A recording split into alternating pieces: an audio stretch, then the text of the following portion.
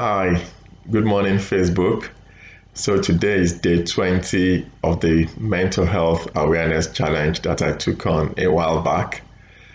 Believe it or not, we now have 5 more videos after today's, and that's really very exciting stuff.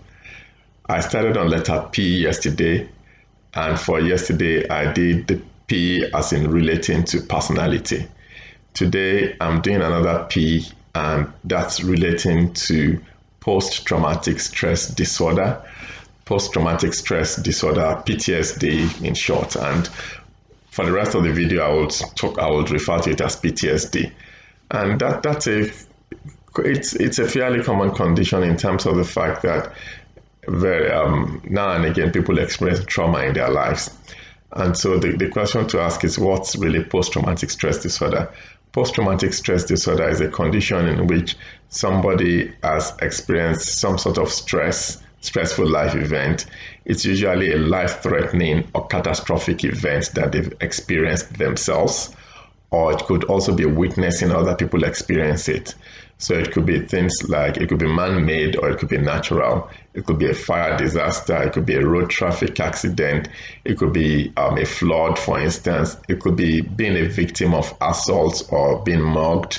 It could be even being a victim of terrorism, being a victim of sexual assault.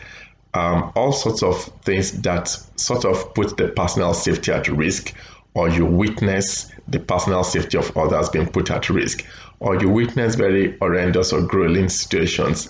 Maybe you witnessed a road traffic accident.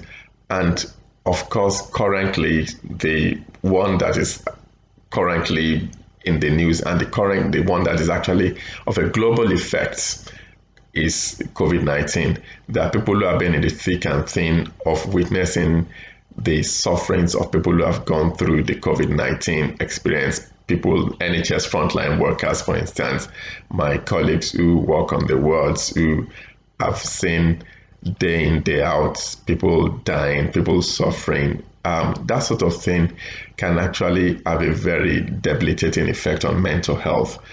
And what then happens is, when people experience or witness such debilitating or such horrendous or severe life-threatening or catastrophic events, it could take a toll on the mental health. And what then happens is that within a 6-month period, they could then develop symptoms that are in keeping with post-traumatic stress disorder. And usually it's been said that the symptoms usually start within a few weeks or even within days. But naturally, most people find that they are able to, after a few weeks, they are able to overcome those symptoms. In fact, most people find that after within a few weeks, they overcome the symptoms. If the symptoms, however, persist for more than a 6-week period, then that may be a reason to seek help.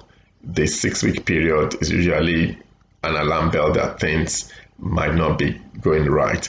And we do know that only 1 out of 3 people who experience such traumas or who witness such traumas would develop symptoms of post-traumatic stress disorder. So 2 out of 3 people will naturally be able to get on with their lives thereafter. And who are those who are at risk? People who already have an anxiety disorder of some sort before, maybe generalized anxiety or any other form of, who are likely to be anxious anyway, or who have had any other mental illnesses like depression before that experience, are more likely to be like that. And also people who have a compulsive nature to their personality, who can be very compulsive. And I talked about compulsiveness in the last 2 videos, video 18 and video 19. So those are people who are prone to post-traumatic stress disorder.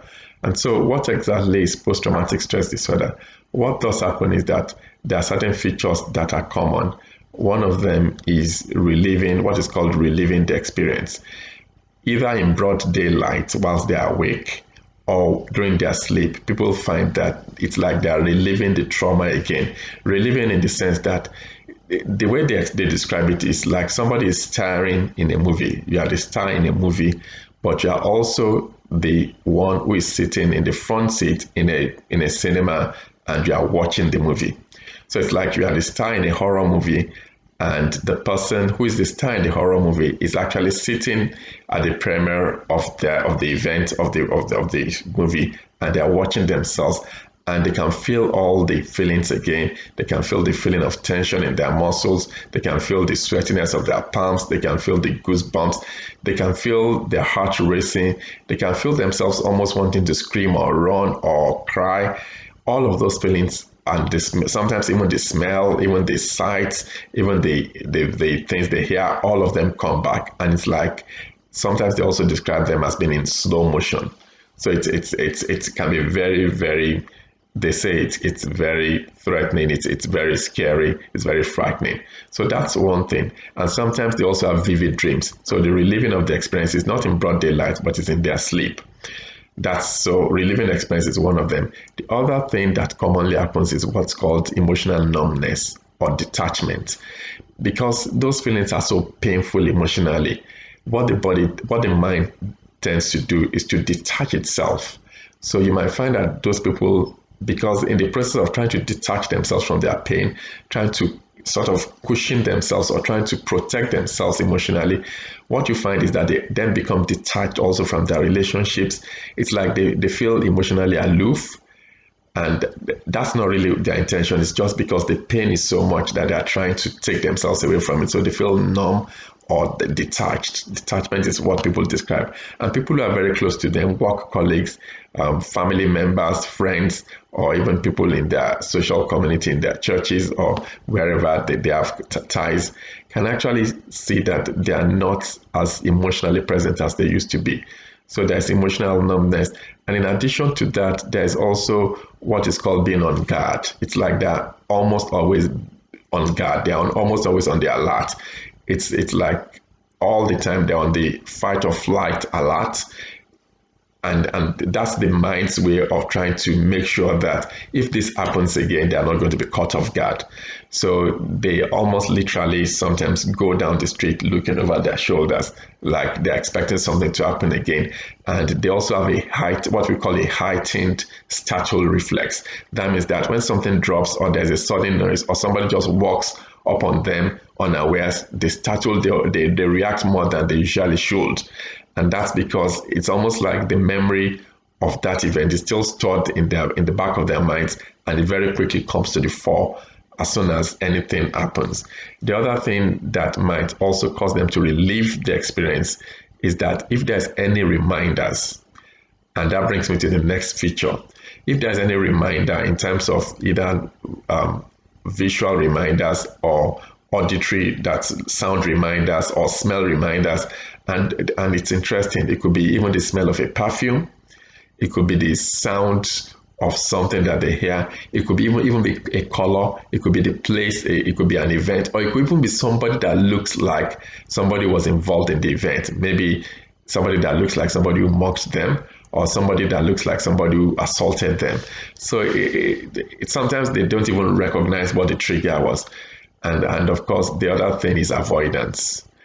Because the pain, the emotional experience is so painful, people then try to avoid the situation. That's a natural way. But in the real sense of it, it's always better to confront the situation rather than avoid it, because the more avoidance that people engage in, the more difficult it is for them to return to their normal life and to get things and to overcome that fear of returning to that situation. So I don't know whether I mentioned road traffic accident as well. Road traffic accidents or even witnessing it could also be a cause of post-traumatic stress disorder. So what are the things that people could do? If you are the one who is the survivor, who has been involved, who has witnessed the trauma or has been involved in trauma, it's very important for you to try and keep your life as normal as possible. Try and return to normality. Try and maintain structure in your life. It's also important to speak to somebody about it. Find a family member, a close friend, a confidant, somebody that you can really tell your story to and to get it off your chest. It's also important to avoid using drugs and alcohol to cope, because most people will try to use drugs and alcohol. It's important to try and return to work as soon as possible if you can.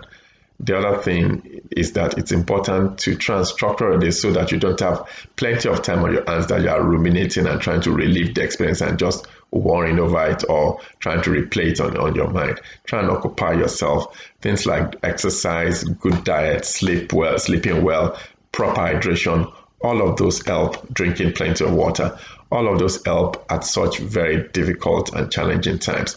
For those who are their friends, family members, or people who are supporting them, the thing to do is to give such people time, allow them to tell their stories, and don't say things like, please pull yourself together. It happens to everyone. Or I know how you feel, because the reality is you don't. When you tell people who have gone through such traumas, such painful experiences, that you know how they feel, even if you've gone through those similar experiences, you can't know how they feel because every person interprets trauma in a peculiar way. They are bringing their own past life experiences, their own family history, their own background into the situation, and it's different from yours. So to tell them that you know how they feel, it can almost be undermining them. It can almost be condescending, and so it's not a good thing to say that you know how they feel, or to try to ask them to pull themselves together. And please don't. It's also not helpful to give unsolicited advice. Sometimes just what they need is for people to listen to their story and to allow them to tell their story uninterrupted. So in terms of seeking help, as I've always said, the general practitioner will always be the place to seek help. And what are the types of help that are available? Talking therapies is the leading form of help that is available. We know that cognitive behavioral therapy is helpful because it helps people to identify their habits of thinking, and to identify the rogue thoughts that are associated with the trauma and to deal with that. The other form of therapy that you might have heard of, which is also backed up by a lot of evidence, it's what is called EMDR, eye movement desensitization and reprocessing. That's very complex and I'll break it down. EMDR, eye movement desensitization and reprocessing. Basically, what happens is that by the specialist therapists who are specialist trained, and they are really highly qualified specialists. It's not just any therapist who does this. They help you through the movement of the eye. They control the movement of your eye. And what they actually do is by controlling those eye movements, they help the brain to reprocess the trauma. So the memory of the trauma is they help you through controlling your eye movement for the brain to reprocess the trauma, such that it no longer has that sting and the power to hurt like it does. So and it's been known to be very effective. The other form of intervention is sometimes what is called the SSRI group of antidepressants. There is a certain group of antidepressants that are the most commonly prescribed antidepressants. That may also help. But what the National Institute of Clinical Excellence, who are so to say, they are the regulators of clinical interventions in this country, in the UK, what they actually say is that what they recommend is that people should start with talking therapies, what is called trauma-focused therapy, which is the EMDR that I spoke about, and CBT. And if there is then a need, that can be backed up with antidepressants, the SSRI form of antidepressants. So really, that's about it for post-traumatic stress disorder. The other thing to remember are that certain occupations that put people at risk. I've talked about healthcare workers, particularly in the light of COVID-19. Usually, healthcare workers may not be at risk as we are currently because of COVID-19. However, the other people who have occupational risk, who are at risk, will be the police, for instance, because of the type of things they witness every day, firemen, people who work in the ambulance service, and the veterans. Just a case in point, a few years ago, I actually saw somebody who'd been in the Falkland War, and they looked like their life was together. They had managed to use alcohol and street drugs to try and manage their symptoms all the while. However, they then did the 50th year anniversary reunion of the Falklands, and they went back to the island. And believe it or not, by the time they came back, they developed full-blown symptoms of post-traumatic stress disorder because they went back into that situation and it was like a can of worms was opened for them. So that's also something to be aware of. Sometimes it can be a very delayed response. It's in technical terms, that's not, they say that's not really PTSD, but the reality is that they were as distressed and they needed treatment. So I really do hope that the information in this video has helped you. Like I said, please do get in touch. Thank you for all those who have been getting in touch. And really, I cannot overemphasize how much I appreciate people who have been sending me inbox messages, text messages, just really saying how much this resonates with them or how much they've benefited from it. And some people have also sent messages about what they think that I should be dealing with. And I'm hoping that this is going to be something that is going to be ongoing. But thank you for listening again, and do have a great day. Tomorrow I'm looking forward to recording video 21.